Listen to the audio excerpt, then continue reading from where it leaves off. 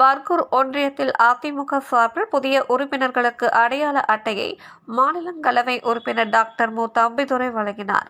Krishnagiri September 5 Krishnagiri மாவட்டம் பர்கூர் ஒன்றியம் தபால்மேடு பேருந்து நிலையத்தில் அதிமுக புதிய உறுப்பினர்களுக்கு அதிமுக அடையாள அட்டைகளை மாநிலங்களவை உறுப்பினர் டாக்டர் மு. தம்பிதுரை கலந்து கொண்டு வழங்கினார்.